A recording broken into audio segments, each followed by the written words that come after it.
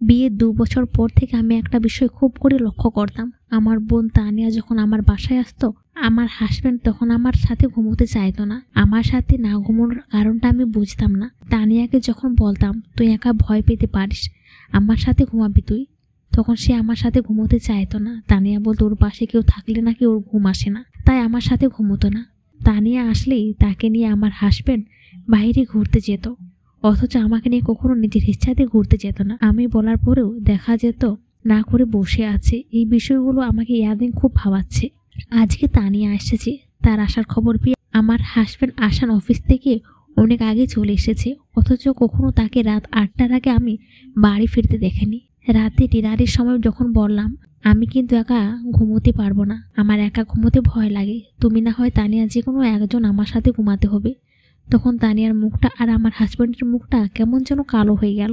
তখন আর আমার বুঝতে কোনো কিছুই বাকি রইল না। আমার সন্দেহ জায়গাটা আরও জোরালো হতে শুরু করলো। আমি যাদেরকে অনেক বিশ্বাস করি, অনেক সম্মান করি, অনেক ভালোবাসি, সেই মানুষগুলো কি আমার সাথে বিশ্বাসঘাতকতা করেছে, আমাকে ধোঁকা দিচ্ছে? অবশ্যই এখন সবচেয়ে কাছের মানুষগুলো যেমন খুব যত্ন করে কষ্ট দিতে পারে, তেমনি অতি বিশ্বাস প্রবণ মানুষগুলো খুব সুন্দর করে বিশ্বাসঘাতকতাও করার অপরিসীম ক্ষমতা নিয়ে জন্মায়। দেখা যাবে আমরা যাকে অনেক বিশ্বাস করি, বুকের কাছে গম্ভীর আশ্রয় দিয়েছি, একসময় সেই মানুষগুলো বুকে ছুরি মেরে বুকের ভেতর থেকে বেরিয়ে যাবে। সেই জন্য হয়তো আমার মনে ভয় কাজ করছে। সত্যি যদি আমার সন্দেহটা সত্য হয়, তাহলে হয়তো আমার বেঁচে থাকাটা হবে না। যে দুজন মানুষকে ভালোবেসে আমি বেঁচে আছি, তারা যদি আমাকে ধোঁকা দেয়, তাহলে হয়তো আমার থেকে হতভাগা মানুষ আর কেউ থাকবে না। আমার সাথে তানিয়া ঘুমোলো, আমার হাজব্যান্ড অন্য রুমে ঘুমোলো, তবু মনে শুধু একটাই ভয় কাজ করছে, আমার ধারণাটা বুঝি সত্যি হয়ে যায়। তাহলে ঘুমানোর পরে যখন তানিয়াকে বিছানায় দেখলাম না, তখন বুকের ভেতরটা কেমন জানি করে উঠল। আমার সন্দেহটা সত্যি হলো। আমি তখন আস্তে আস্তে কচ্ছপে চেয়েও ধীর গতিতে বিছানা থেকে উঠে আমার হাজব্যান্ডের রুমের দিকে এগিয়ে গেলাম। যখন দেখলাম হাসানের রুমের বাতিটা জ্বালানো, তখন আমার সন্দেহটা সত্যি বলে মনে হলো। আমি দরজার কাছে গিয়ে দেখলাম দরজা লাগানো।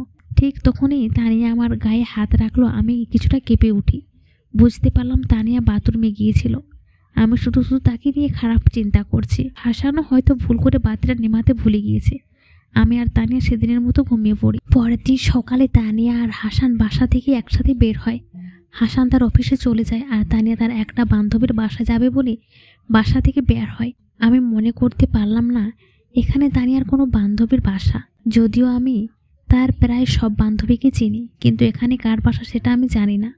যখন জিজ্ঞেস করলাম কার বাসা যাবে, তখন সে এমন একটা মেয়ের নাম বলল যেটা আমি এর আগে কোনোদিনও তানিয়ার মুখ থেকে শুনেছি বলে মনে নেই আমার। আমি একা বাসায় বসে থাকি আর অদ্ভুত সব চিন্তা করতে থাকি। নিজের প্রতি কেমন জানি ঘৃণা হতে লাগলো। কী সব চিন্তা করছি আমি, আর কেনই বা এমন চিন্তা মাথায় আসছে বুঝতে পারছি না। দুনিয়ায় এত চিন্তা থাকতে আমার মাথায় কেন ওই চিন্তাটাই আসতে হবে? নিজের প্রতি উত্তর চাইলাম, কিন্তু কোনো উত্তর পেলাম না। বিকেল 3টার সময় তানিয়া বাসায় আসলো। যখন জানতে চাইলাম এত দেরি করলি কেন, তখন সে বলল অনেকদিন পর দেখা হয়েছে তাই আসতে দিতে চাইলো না, জোর করে চলে এসেছে। আমিও আর বেশি কিছু জিজ্ঞেস করলাম না। কিছু সময় পর দেখলাম তানিয়া গোসল করার জন্য বাথরুমে গেল। যে মেয়েটা শীতের কালে ঠিক মতো গোসল করতো না, সেই মেয়েটা এত শীতের মাঝেও আজ গোসল করছে। এটা ভাবতে কেমন জানি আভাগা লাগছে। আবার মনে হলো মেয়ে মানুষ যেহেতু, সেহেতু অনেক সমস্যা হতে পারে, সে কারণে হয়তো গোসল করছে। কিন্তু তার 30 কিংবা 40 মিনিট পর যখন আমার হাজব্যান্ড হাসান বাসায় আসলো এবং সেও তানিয়ার মতো গোসল করার জন্য বাথরুমে ঢুকলো, তখন আমার মনের সন্দেহটা ভূমিকম্পের মতো জেগে উঠল। মনে হলো বুকের ভেতর থেকে কোনো সন্দেহের প্রকাণ্ড একটা জলওয়াজ বের হয়ে আসতে চাইছে, যেটা আমার জীবনটাকে দুমড়ে মুচড়ে গুড়িয়ে দেবে, আমার সংসারটা ভেঙে তছনছ করে দেবে। আমি কাকে কি বলবো কিছুই বুঝতে পারছি না। তানিয়াকে বলবো, কিভাবে তাকে বলবো তুই কি আমার হাজব্যান্ডের সাথে ছি? এটা আমি জীবনেও বলতে পারবো না। নিজের ছোট্ট বোনকে কখনো আমি এই কথা বলতে পারবো না, কিন্তু হাসানকে তো বলতে পারি। শুধু সন্দেহের বসে এই কথাটাও তো কাউকে বলা যায় না। তবে আমি হাসানকে বলবো কথাটা। হাসানকে যখন রাতে জিজ্ঞেস করলাম তুমি কি আমার থেকে দূরে যেতে চাইছো, তখন সে আমার কপালে একটা চুমু দিয়ে বলল, এমনটা মনে হওয়ার কারণ কি? অফিসে একটু কাজের চাপ, তাই তোমাকে সময় দিতে পারছি না। এই জন্য কেউ রাগ করে? তুমি ছাড়া আর আমার ভালোবাসার কে বলো? কথাগুলো যখন হাসানের মুখ থেকে শুনলাম, তখন আমার ভেতরটা কেন জানি জুড়িয়ে গেল। আমি তাকে যে কথাটা বলতে চেয়েছিলাম সেই কথাটা আর বলতে পারলাম না। সকালে একটা কাজের জন্য বাইরে যেতে হলো।